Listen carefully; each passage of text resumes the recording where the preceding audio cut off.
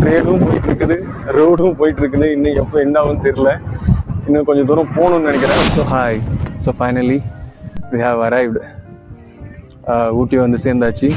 So இன்னைக்கு எடுத்த ட்ரேடோட ஒரு ஓவர்வியூ. இன்னைக்கு காலையில் வந்து 25. So hi, welcome to Aatmik stock. So இன்னைக்கு வந்து டே 1. இப்போ பாண்டிச்சேரியிலேருந்து ஊட்டிக்கு பை ரோடு வந்து நான் போயிட்டுருக்கிறேன். இந்த ட்ரிப்போட பர்பஸ் என்னன்னு பார்த்தீங்கன்னா, ஸோ நம்ம ஒரு நேச்சர் கூட போய்கிட்டே வந்து நம்ம ட்ரேட் பண்ணி ஸோ அதை உங்ககிட்ட டெமான்ஸ்ட்ரேட் பண்ணுறது, அதுதான் வந்து முக்கியமான பர்பஸ். ஸோ இப்போ வந்து இப்போ டைம் பார்த்தீங்கன்னா 7 o'clock. ஸோ நம்ம 9:15 மார்க்கெட் ஓப்பன் ஆகுது. 9:15 கொடிவேரி ஃபால்ஸ் போகலாம் அப்படின்றது தான் வந்து என்னுடைய ஐடியா. பட் இப்போதைக்கு நான் வந்து சேலத்துக்கிட்ட தான் இருக்கிறேன். இன்னும் சேலம் கூட நான் தாண்டல. ஸோ இது சான்ஸ் இருக்கா இல்லையான்றது எனக்கு தெரியல. ஸோ நம்ம பார்க்கலாம். ஸோ ரொம்ப எக்ஸைட்டாக இருக்குது. ஸோ ஆக்சுவலாக இன்றைக்கி என்னன்னு பார்த்தீங்கன்னா, நம்ம ஆன் ரோடில் ரெகுலராகவே வந்து நம்ம ட்ரேட் எடுக்கிற மாதிரி நம்ம பிளான் பண்ணல. ஸோ நம்ம இன்றைக்கி எப்படி நம்ம பிளான் பண்ணியிருக்கிறோன்னா, ஃப்ரைடே அன்னைக்கு மார்க்கெட் வந்து ஒரு ரெசிஸ்டண்ட்டை பிரேக் ஆகி மேலே போயிருக்கு. அட்லீஸ்ட் ரொம்ப நாளாக வந்து நிஃப்டி வந்து ஒரு பாக்ஸ்குள்ளேயே ட்ரேட் ஆகிட்டு இருக்குது. ஸோ நம்மளுடைய செட்டப் இன்னைக்கு 1 or 2 ட்ரேடு தான். அதுக்கு மேலே நம்ம இன்னைக்கு வந்து நம்ம ட்ரேட் எடுக்க போகிறது கிடையாது. ஸோ இந்த 2 ட்ரேடை வச்சு நம்ம வந்து இன்னைக்கு முடிக்கிற மாதிரி நம்ம ஒரு பிளான் பண்ணியிருக்கிறோம்.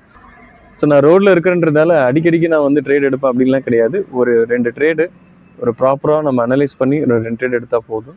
ஸோ 9:15 வெயிட் பண்ணிட்டு இருக்கிறேன். ஸோ 9:15 வந்த உடனே நான் உங்க கூட ஜாயின் பண்ணேன். ஸோ ஐ திங்க் டைம் ஆயிடுச்சு. இப்போ நான் போகலான்னு நினைக்கிறேன். ஸோ இப்போ நம்ம ஈரோடு கிட்ட இருக்கிறோம். ஆக்சுவலாக டைம் வந்து 9:15. ஸோ இப்போ நான் இங்கேருந்து தான் வந்து நம்மளுடைய ட்ரேடு வந்து நான் இனிஷியேட் பண்ண போகிறேன். ஸோ இன்றைக்கி வந்து பார்த்தீங்கன்னா காலையிலே வந்து மார்க்கெட் ஓப்பன் ஆகுதே, ப்ரீ மார்க்கெட்டே வந்து கொஞ்சம் கேப் டவுன் ஆகி தான் ஓப்பன் ஆகிருக்கு. ஸோ மார்க்கெட் வந்து ஒரு சேனலுக்குள்ளே ட்ரேட் ஆகிருக்குன்னு சொன்னேன் இல்லைங்களா. ஸோ அந்த சேனலோடைய டாப்பில் வந்து நான் செல் அடிக்க போகிறேன். ஸோ யூஸ்வலாக நான் வந்து ஆப்ஷன் ரைட்டிங் தான் நான் பண்ணுவேன், ஆப்ஷன் பையிங் நான் பண்ணுவேன். ஸோ இன்றைக்கி வந்து நான் சி சைடு செல் அடிக்க போகிறேன். ஸோ பார்க்கலாம். ஸோ ஒன்ஸ் நான் அந்த ஆர்டரை எடுத்துகிட்டு நான் என்னுடைய ட்ராவலை வந்து கண்டினியூ பண்ண போகிறேன். ஃபைனலி கொடிவேரி ஃபால்ஸ் வந்தாச்சு. ஆக்சுவலாக காலையில் 9:15 நம்ம இங்கே வரதா பிளான் பண்ணியிருந்தோம்.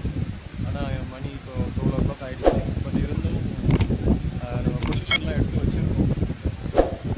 ஒரு சில பொசிஷன் ஸ்கொயராக பண்ணிட்டேன், ஒரு சில பொசிஷன் ஓப்பனில் வச்சுருக்கேன். இங்கேருந்து இன்னும் 3 hours ஊட்டி ட்ராவல் பண்ணுறது.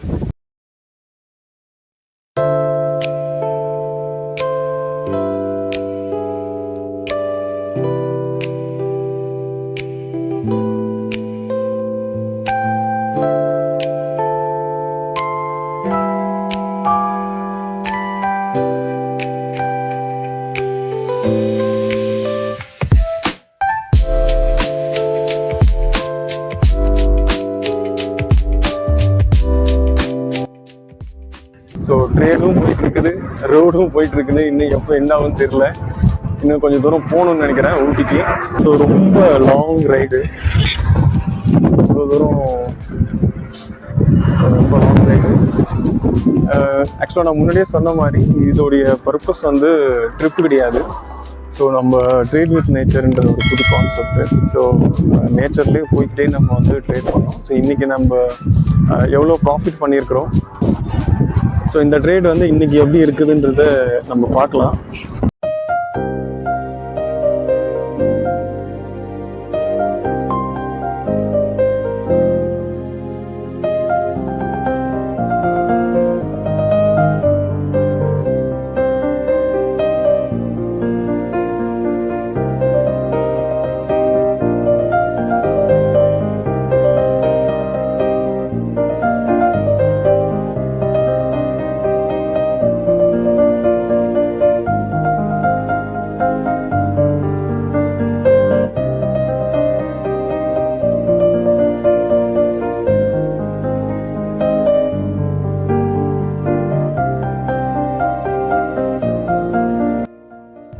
So hi.